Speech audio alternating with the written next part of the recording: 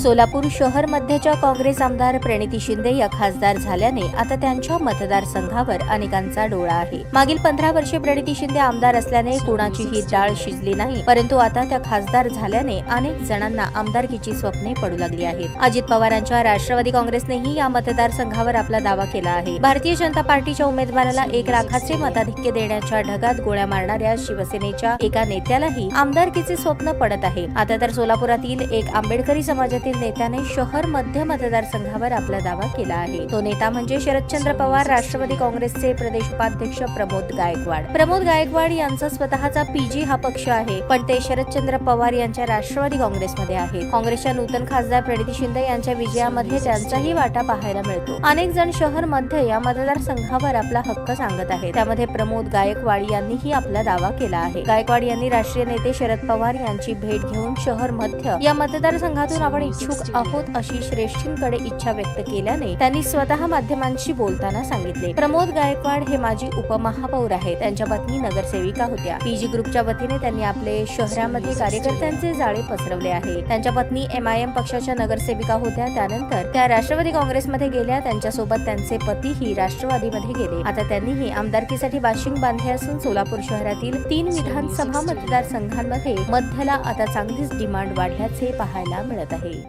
नुकत्याच महाराष्ट्रामध्ये लोकसभेच्या ज्या निवडणुका लागल्याच्या माध्यमातून 4 पैकी जे निकाल लागल्या, राष्ट्रवादी पक्षाचे 10 पैकी 8 खासदार निवडून आले।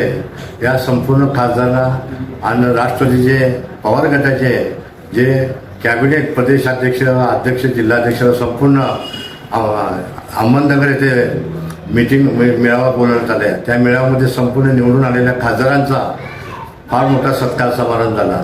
शेवटचं भाषण आदरणीय राष्ट्रीय अध्यक्ष आदरणीय शरद पवार साहेबांनी संपूर्ण आभार मानून त्यांनी ताबडतोब सगळ्या कार्यकर्त्यांना आदेश दिला की तुम्ही हे मेळावा झाल्यानंतर ताबडतोब आपापल्या मतदारसंघामध्ये जाऊन राष्ट्रवादीच्या पक्षाच्या माध्यमातून, महायुतीच्या माध्यमातून निवडणुकीला तयारीला लागा अशा प्रकारचा आदेश दिला।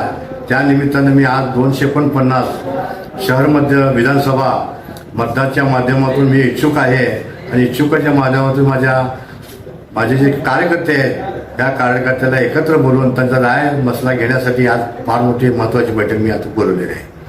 या बैठकीच्या माध्यमातून आदरणीय शरद पवार साहेबांना, प्रदेशाध्यक्षांना पक्षाच्या माध्यमातून आम्ही विनंती करणार आहे की 249